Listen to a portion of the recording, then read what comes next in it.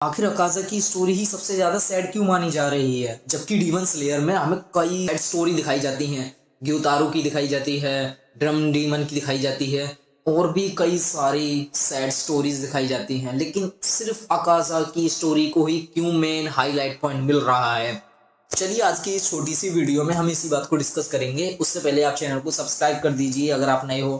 खैर सभी नए हैं, मेरा चैनल ही नया है तो मैं क्या बताऊं।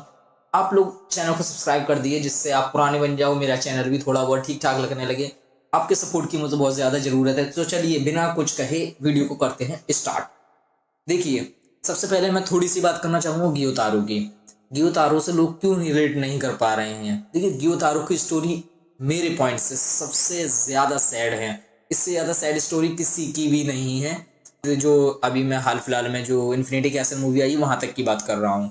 जो स्टोरी में हमें पॉइंट दिखाया जाता है, कितनी ज़्यादा हमें इंसानियत दिखाई जाती है, कितने इंसान हमें दिखाई जाते हैं, अच्छे लोग दिखाई जाते हैं। हाँ, समझ रहे हो ना, कितने अच्छे लोग दिखाई जाते हैं। ये वाकई समाज के लिए एक बहुत बड़ा आईना है जो कि एनिमे मूवी ने किया है। मुझे एक भी क्लाउनवुड मूवी नहीं दिखी जिसमें मुझे इतनी अच्छी तरीके से इन इंसानों को दिखाया गया हो जिन्हें हम इंसान कहते हैं।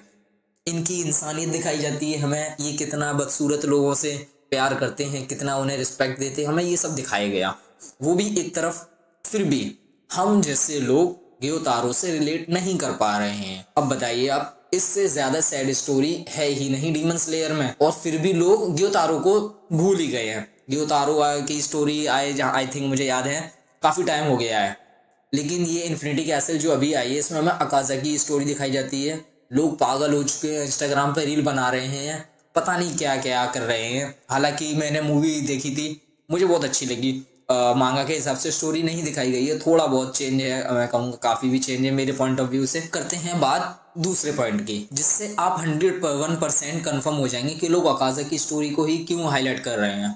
आपको याद होगा इंस्टाग्राम पे एक एनिमे चलता है, आप समझ गए होंगे कौन सा, नरूटो। मैं गारंटी से कह सकता हूँ जिन लोगों के पास नरूटो की जो वीडियो जाती है उनको नरूटो एनिमे के बारे में कुछ भी नहीं पता। वो पता ही नहीं ये एनिमे का नाम क्या है और वो किस कैरेक्टर को देखते हैं, ओबेटो। अब तो आप समझ ही गए होंगे कि अकाज़ा की स्टोरी का हाईलाइट पॉइंट क्यों मिला।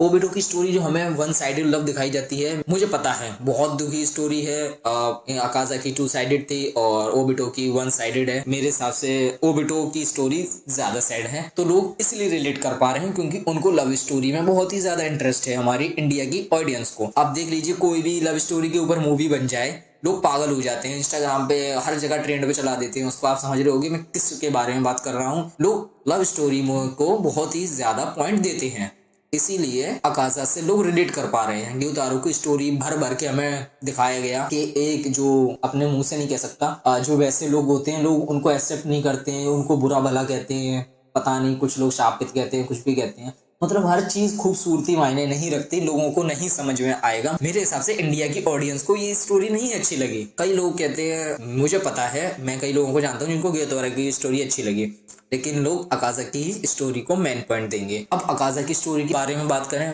तो वाकई काफी सैड स्टोरी है। मैं अगर आपको पर्सनली बताऊं, मैंने इतने एनिमे देखे हैं। मैंने अटैक ऑन टाइटन का मेन सीन में मिकासा जब एरन की गर्दन काटती है, मैंने वो सीन देखा, मुझे कुछ फील नहीं हुआ, मतलब बहुत बुरा लगा, लेकिन मेरी आंखों में कुछ भी नहीं महसूस नहीं हुआ, मुझे कोई आंसू वगैरह नहीं आए। बहुत सैड सीन था उस टाइम पे। ओबिटो की मैंने स्टोरी देखी, मुझे उसमें कोई फर्क नहीं पड़ा। मैं सुबारू की स्ट्रगलिंग देखी, मुझे कोई फर्क नहीं पड़ा। सही बताऊं तो मुझे पहली बार मुझे किसी एनिमे या किसी भी, मैंने आज तक इतनी मूवी देखी है, मुझे किसी में भी मेरा कोई मतलब आंखों में आंसू वगैरह नहीं आए। लेकिन अकाज़ा की स्टोरी, हालांकि मैंने मांगा में पढ़ा, उतना कुछ नहीं हुआ, लेकिन जब हम लाइव देखते हैं ना किसी एनिमेशन को, एक तो ऊफुटेबल ने इतना तगड़ा एनिमेशन किया है, आप लोग को तो पता ही है। थिएटर में वो वाइब आ रही थी, ऐसा लग रहा था कोई अलग ही मल्टीवर्स की मूवी चल रही है। एनिमे फैंस टोटल पागल हो गए थे, मेरे पास पड़ोस वाले तो लोग रो रहे थे। अकाज़ा की स्टोरी वाकई बहुत सैड है, जहाँ पे हमें दिखाया जाता है बचपन में वो गरीब होता है, उसके पिताजी बहुत ही ज्यादा बीमार होते हैं, वो चोरी करता है। और हाँ, एक बात और, कई लोग इसलिए अकाज़ा को हिट करते हैं क्योंकि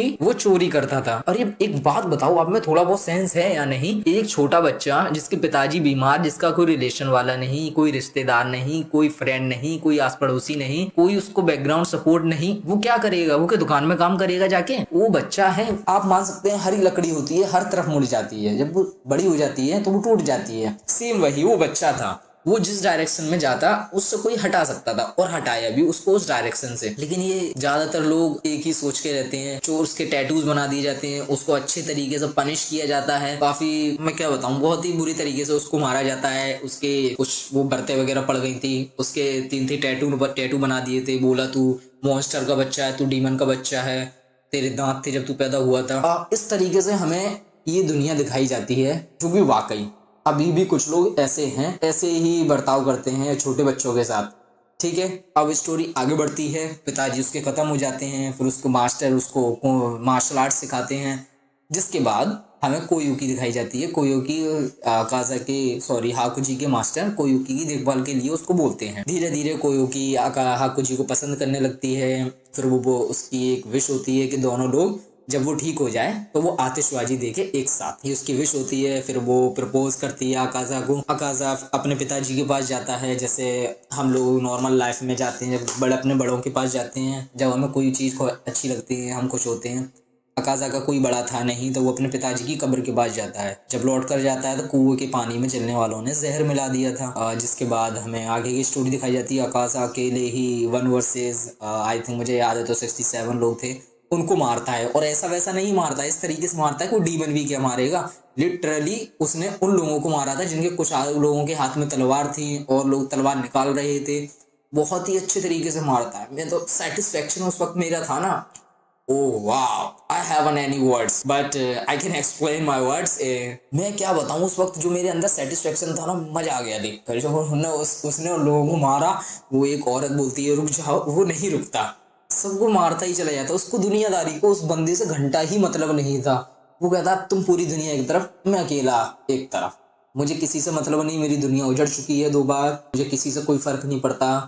फिर उसके बाद जब वो मार कर जा रहा होता है, फिर आता है खुद मोजान डीमन किंग आता है। समझिए आप, जितने भी डीमन हैं किसी के पास मोजान नहीं गया। ग्योतारो है उसके पास, दोमा गया, बाकी जो जेनित्सु का भाई था उसका नाम नहीं याद आ रहा है, उसके पास कोकोशिबो गया। ऐसे ही और लोग गए। मोजान जहाँ तक मुझे याद है सिर्फ अकाजा के पास ही गया। ये बहुत ही ज्यादा हमें दिखाता है कि अकाजा में कितनी ताकत थी। मोजान भी कंफ्यूज हो जाता है, कहता है मुझे तो पता नहीं, मैंने कोई डीमन यहाँ पर भेजा था, यहाँ पर तो सिर्फ एक इंसान है। अरे वो इंसान कितना पावरफुल है मोजान, तुमको कैसे पता? जब तुम इंसान होते तो तुम मरने के डर से यहाँ से भी भाग जाते। फिर उसके बाद अकाजा उस पर भी हमला करता है। अकाजा को उससे भी घंटा फर्क नहीं था, क्योंकि अकाजा को वो कन्विंस ही नहीं कर सकता डीमन बनने के लिए। अकाजा किसी की नहीं सुनता, वो सीधा अकाजा के सर में छेद कर देता है, जिस तरीके से अकाजा ने रेंगोकू का डोनट बनाया था। उसके बाद अकाजा डीमन बन जाता है। काफी दुख भरी कहानी थी। फिर एंड में वो अपने आप को मारता है, मैं हार गया हूँ। ये मुझे सबसे बढ़िया अकाजा का लगा कि उसने कोई जब वो लड़ता है direct hand to hand combat fight करता है। कोई भी और डीमन है उनकी तरह उधर उधर की चाल नहीं फेंकता, डायरेक्ट लड़ो और सामने वाले की रिस्पेक्ट करता है लड़ते वक्त। सबसे बढ़िया डीमन बनने के बाद उसकी मेंटेलिटी ऐसी थी, उसने किसी औरत को नहीं खाया, किसी आदमी को छोड़ा नहीं, ये उसकी मेंटेलिटी थी। और आपको तो पता ही है, अगर ये बंदी ना आती तो इन्फिनिटी कैसेट दी एंड हो जाती, वहीं पर हमारा मेन कैरेक्टर वहीं पर खत्म हो जाता। ये थी अकाजा की स्टोरी। और एक और सीन था जब अकाजा की जो गर्दन है वो उठाती है, ऊपर उठाती है कोयुकी, और अकाजा जिस तरीके से उसके गले लगकर रोता है, वो क्या ही सीन था उसमें। जो डबिंग आर्टिस्ट थे उन्होंने क्या ही जान डाली है उस सीन में, बहुत ही अच्छे तरीके से। मैंने हिंदी डबिंग देखी, ठीक लगी। इंग्लिश डबिंग बहुत ही अच्छी, बाकी मैंने जापानीज डब और इंग्लिश सब में देखी थी। तो क्या ही डबिंग आर्टिस्ट ने जान डाली है इन सीनों में। गाइज आज की वीडियो हम इतनी ही रखते हैं। देखिए नेक्स्ट वीडियो आने वाली है, आप कमेंट कीजिए, हम आपकी पसंद से वीडियो अपलोड करेंगे। आपको कौन सा अगली बार में चाहिए। और हाँ, जुजुत्सु काइसेन का सीजन 3 आने वाला है, तो इस चैनल पर मैं सब कुछ बताने वाला हूँ, सारे सीजन को मैं एक्सप्लेन करने वाला हूँ। तो उससे पहले सब्सक्राइब कर लीजिए, और आपके सपोर्ट का मुझे बहुत ही ज़्यादा ज़रूरत है। अगर आप चाहते तो लाइक कमेंट वगैरह सब कुछ कर देना। आपसे हम मिलते हैं नेक्स्ट वीडियो में। Thank you.